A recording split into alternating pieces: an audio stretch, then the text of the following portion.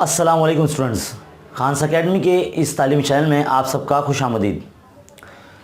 आज का हमारा जो टॉपिक है वो है हिसाबी तसाद, और हिसाबी तसाद में हम हल कर रहे हैं मजमूआ सवालात।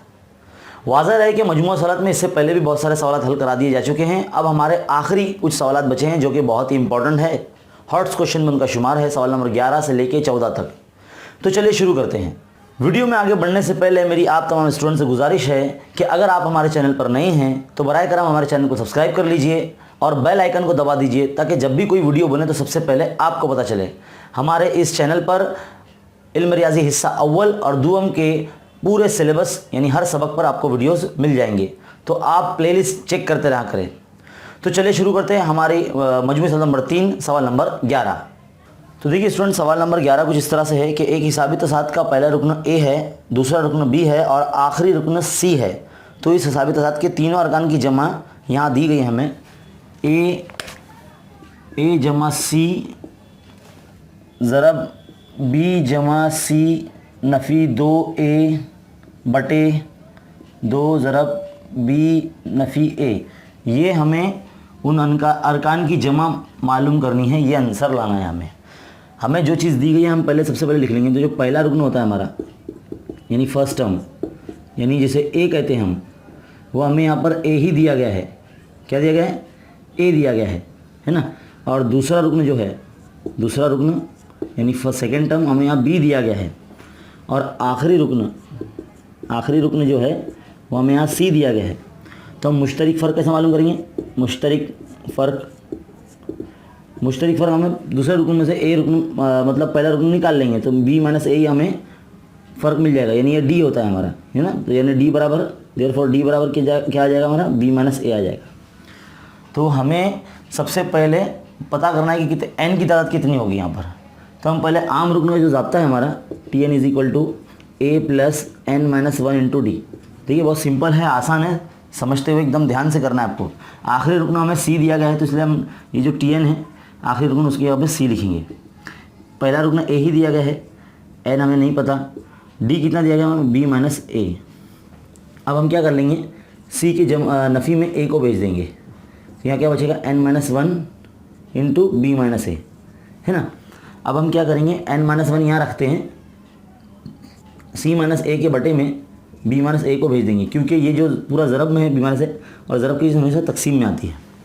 अब हम इस -1 को यहाँ प्लस में भेज देंगे तो सी माइनस ए अपॉन बी माइनस ए प्लस 1। देखिए 1 इधर आ चुका है, वहाँ पर सिर्फ एन रहेगा। अब यहाँ करेंगे क्रॉस मल्टीप्लिकेशन तो सी माइनस ए जमा B minus A upon B minus a, है ना।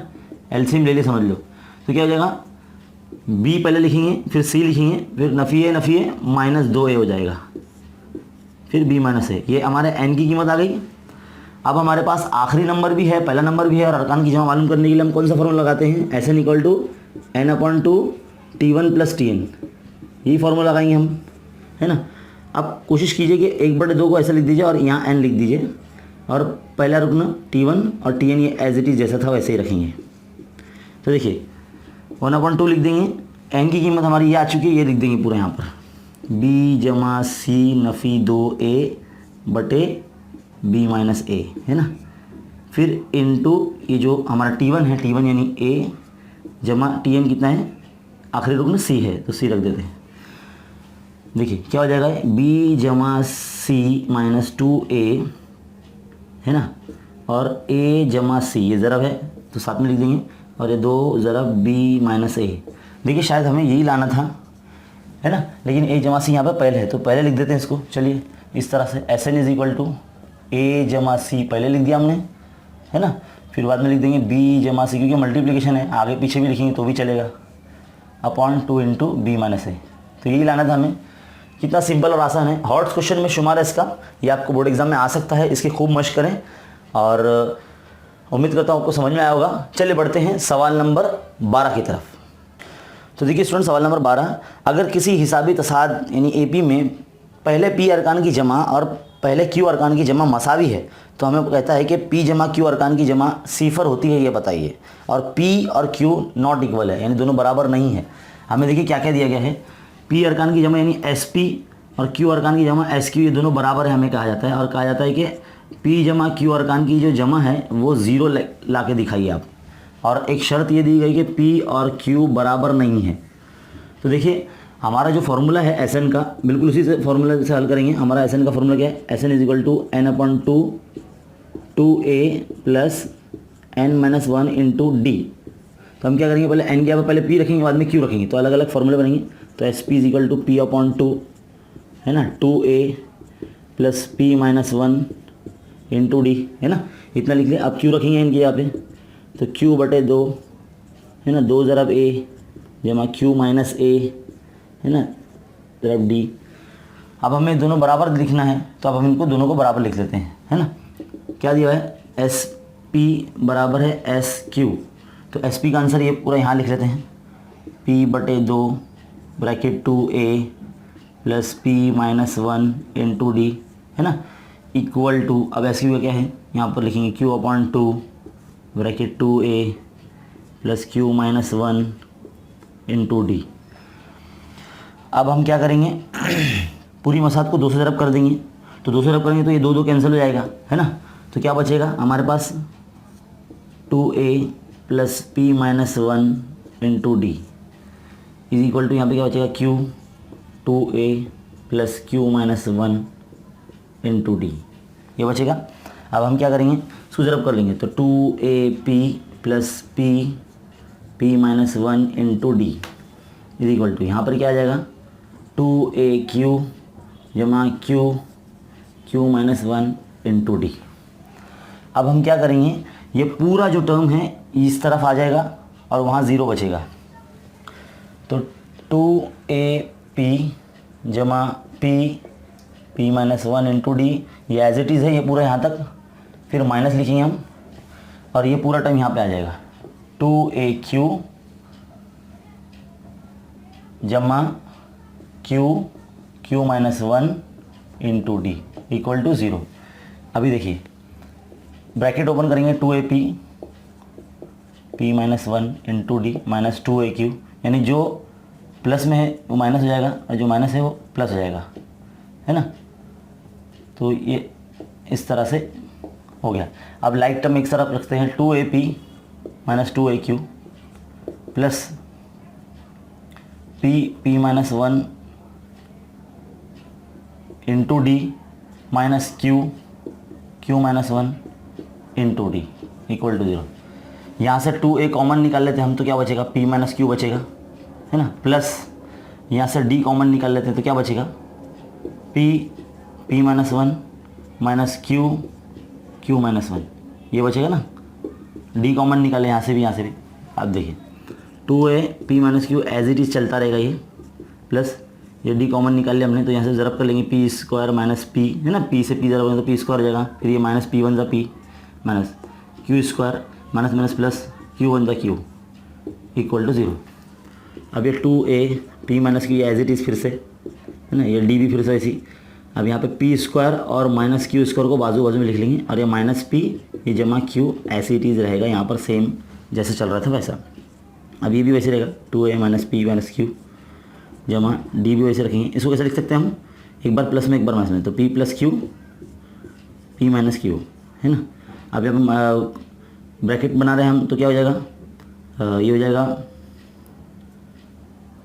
माइनस पी माइनस क्यू, है ना, इस तरह से। अब क्या करेंगे, डी से मल्टीप्लाई करेंगे, तो two A P minus Q as it is, फिर d into p plus q p minus q, है ना, minus d into p minus q. अब हमें सवाल में क्या दिया गया है कि P और Q इक्वल नहीं है, यानी P और Q का जो फ़र्क भी है वो भी नॉन इक्वल रहेगा ज़ीरो से, है ना, यानी कुछ ना कुछ नंबर रहेगा उसका। तो हम क्या करेंगे, P माइनस क्यू से तकसीम कर देंगे इसको, तो क्या दिखेगा वो, two A P minus q upon p minus q plus d into p plus q into p minus q upon p minus Q minus d into p minus q upon p minus q equal to zero. देखो p minus q cancel, यहाँ पे P minus q cancel, यहाँ पे P minus q cancel, तो क्या बच रहा है, two A plus d into p plus Q minus d equal to 0। अब क्या हो जाएगा, 2a प्लस डी कॉमन निकाल लेंगे हम, तो क्या हो जाएगा p plus Q minus 1 equal to 0। तो देखिए, उम्मीद करता हूँ कि आपको इतना समझ में आया होगा। अगर आप Sn के अंदर इस फॉर्मूले में जो हमने जिससे शुरुआत की थी, वहाँ पर n की जगह अगर हम p प्लस क्यू रखते हैं तो S p plus q equal to p plus q upon 2 into, है ना, 2a plus p plus Q minus 1, है ना, इंटू डी, ये हमें मिलेगा। तो देखिए हमें क्या मिल रहा है यहाँ पे, 2a plus d p plus Q minus 1 equal to 0 मिल रहा है। तो इतने हिस्से की जगह पे हम 0 रख सकते हैं। इसको मान लीजिए मसला नंबर 1 है, तो ये कितना हो जाएगा, 0 रख देंगे यहाँ पर। तो p plus q upon 2 into ये 0, है ना, फ्रॉम इक्वेशन 1 ऐसा लिख देना मसावत 1 से। तो जब 0 से ज़रब होगा तो ये पूरा 0 हो जाएगा, है ना। तो s प्लस पी क्यू क्या हो जाएगा, एस पी प्लस क्यू 0 आ जाएगा। यही लाना था हमें बताना था कि एस पी जमा क्यू की जो जमा होती है, उनके अरकान की जमा वो 0 आती है। तो देखिए इस तरह से हमने हल किया। तो बहुत सिंपल है, आसान है, धीरे धीरे आप इसको सॉल्व करें तो आपको आसानी से समझ में आ जाएगा। एक बार फिर से मैं अगर आपको बता दूं तो पी अरकान की जमा और क्यू अरकान की जमा हमें बराबर दी गई थी। हमें कहा गया था कि पी प्लस क्यू अरकान की जमा हमें 0 ला के बताइए। तो हमने क्या करा, एक ही फॉर्मूला लगाया, see s N is equal to N upon two 2a plus N minus 1 into d. जहाँ एन है वहाँ पी रख दिया, जहाँ फिर क्यू रख दिया। तो इस तरह से 2 मसावत मिल गई और ये दोनों को इक्वल में रख दिया, 2 से तकसीम किया तो 2 कैंसिल हो गया यहाँ से। फिर जो हिस्सा बचा फिर हमने उसको पी से मल्टीप्लाई कर दिया, यहाँ पे क्यू से मल्टीप्लाई कर दिया, फिर उसको बराबर की इस तरफ ला लिया, इस तरह से, है ना। फिर इस तरफ लाने के बाद सबकी अलामतें चेंज हो गई। फिर यहाँ पर हमने p minus Q p minus 1 common निकाला, है ना। फिर यहाँ से d कॉमन निकाला हमने। फिर यहाँ पे p से मल्टीप्लाई किया अंदर, फिर p square minus Q square को एक साथ रखा और बाद में जो बिना स्क्वायर वाले एक साथ रखा। बाकी ये तो सेम चलता आ रहा है। फिर यहाँ पे p square minus Q square को कैसे लिखा हमने, एक बार जमा में एक बार नफी में, जिस तरह से उसकी तौसी होती है ना, आर्टी जमा में पढ़े आपने। फिर बाद में हमने d से ज़रब किया। फिर हमने देखा सवाल में हमें p और q नॉट इक्वल बताया, यानी इनका जो फ़र्क है वो भी 0 के नॉट इक्वल रहेगा, है ना।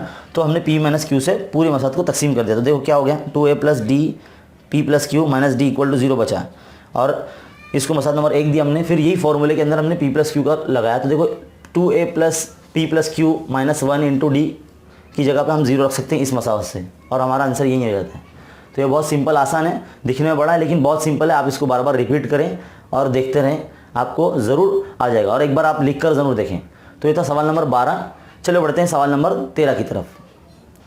तो स्टूडेंट यहाँ पे सवाल नंबर 13 कुछ इस तरह से दिया गया है कि अगर एक हिसाबी तसाद के mवें रुकन का m गुना और nवें रुकन का n गुना के मसावी हो तो दिखाइए कि हिसाबी तसाद का जो m प्लस nवां रुकन है वो सिफर होता है। बिल्कुल सवाल नंबर 12 की तरह ही है।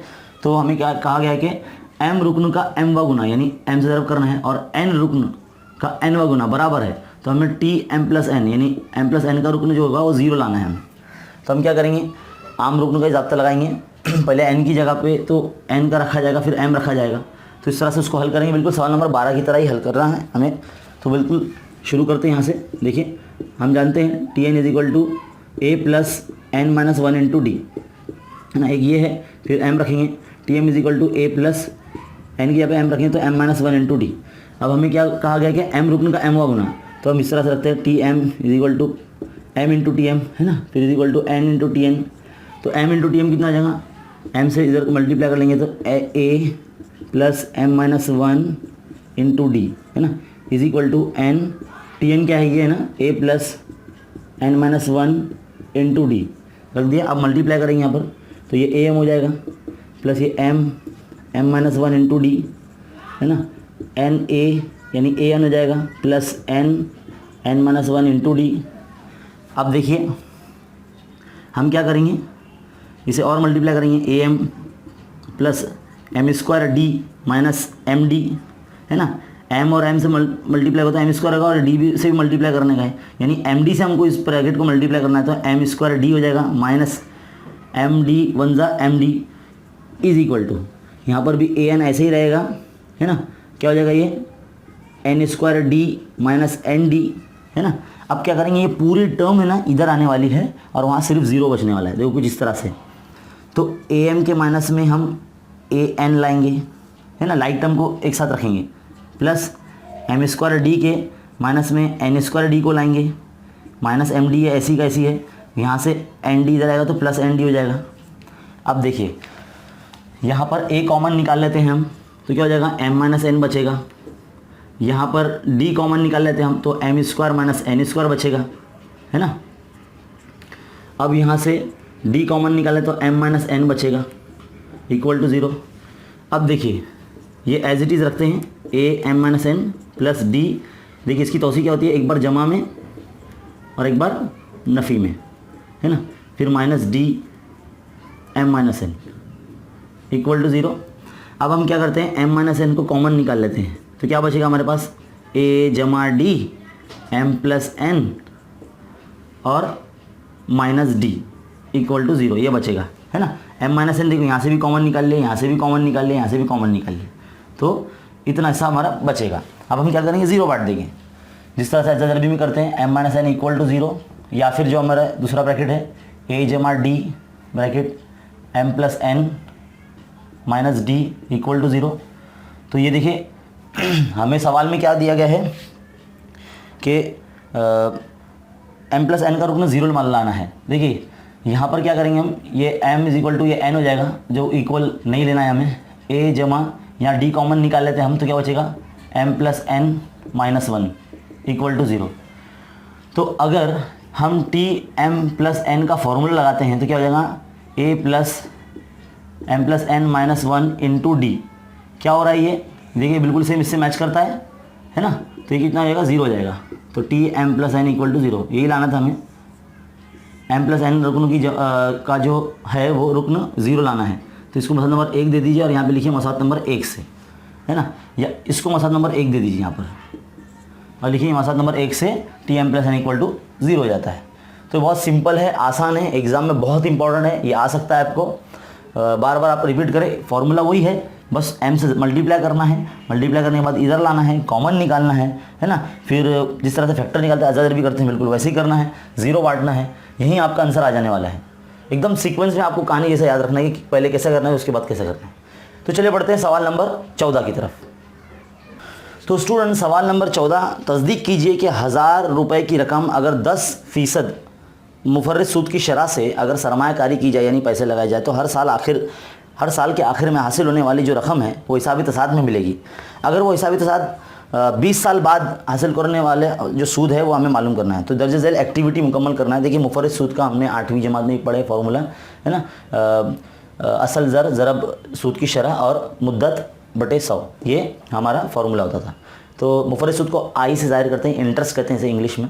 तो हमने इसको याद करने के लिए एक छोटा सा वे बनाया है, तरीका बनाया है ना। आई मतलब आइसक्रीम, और अगर इसको आगे पीछे भी लिखा जाए क्योंकि मल्टीप्लाई में तो चलेगा, तो PRN की जगह हम PNR लिखेंगे तो पनीर लगेगा ना, पनीर जैसा साउंड करेगा PNR। तो इसलिए आइसक्रीम बराबर पनीर बटे 100, ऐसा आप फॉर्मूला याद रख सकते हैं, है ना। तो P जो होगा वो 1000 रहेगा, हर साल मतलब 1000 रुपये जमा करना है ना। तो जो सूद की शरह रहेगी वो 10 ही रहेगी। पहले साल में एक रहेगा, साल 1 रहेगा तो n की जगह पे 1 लिखा जाएगा।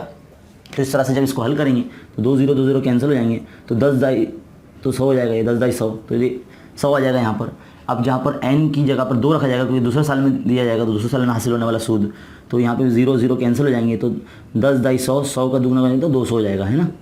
तो इस तरह से यहाँ पर अगला जो रहेगा यहाँ पर 1000 आएगा, है ना। ये हमें एक्टिविटी करने के लिए दिया गया, यहाँ पे 10 लिखेंगे और यहाँ 3 लिख देंगे, तो यहाँ पे भी 2 0 कैंसिल हो जाएंगे, तो 10 दाई 100 हो जाएगा, 100 को 3000 देंगे तो 300 हो जाएगा। तो इस तरह से पहले 3 साल का हमारे पास 100 200 300 आया है। तो इस तरह से चौथा 5वें और 6ठे साल के बाद हमें हासिल होने वाला जो सूद रहेगा वो 400 500 और 600 होगा, है ना। तो हमें यहाँ पर ए जो है पहला रुकन यानी 100 है, तो यहाँ पर हम 100 लिखेंगे और 100 का गैप है सब में मुश्तरक फ़र्क, तो इसलिए डी बराबर भी 100 रहेगा। तो हमें 20 साल बाद हासिल होने वाला जो सूद है वो मालूम करना है। तो हमें आम रुकने की जो ज़ाब्ता है TN is equal to A plus n minus 1 into d, वही लगाना है। n की जगह पे 20 रखना है, A की जगह पे 100 रखना है ना। तो यहाँ पर D जो है हमारा 100 रहेगा, तो 100 जमा ये 19 ज़रब 100, तो कितना हो जाएगा, ये 100 जमा ये 1900 हो जाएगा, है ना। तो 1900 में 100 जमा करेंगे तो कितना हो जाएगा, 2000 हो जाएगा। तो 20 साल में हमें 2000 रुपये, 20 साल बाद 2000 रुपये सूद इतना मिलेगा, हासिल होगा। तो ये था इम्पोर्टेंट सवाल थे ये पूरे मजमू सवाल नंबर 3 के। तो उम्मीद करता हूँ कि आपको ये बहुत अच्छी तरीके से समझ में आएगा और ये सवाल बहुत इंपॉर्टेंट है, आपके बोर्ड एग्जाम में आ सकता है। इस वीडियो को आप बार बार देख के खूब मश्क करें और ख़ुद भी देखें, अपने साथियों को भी दिखाएं, अपने टीचर्स में भी सेंड करें, अपने पूरे स्कूल ग्रुप में सेंड करें।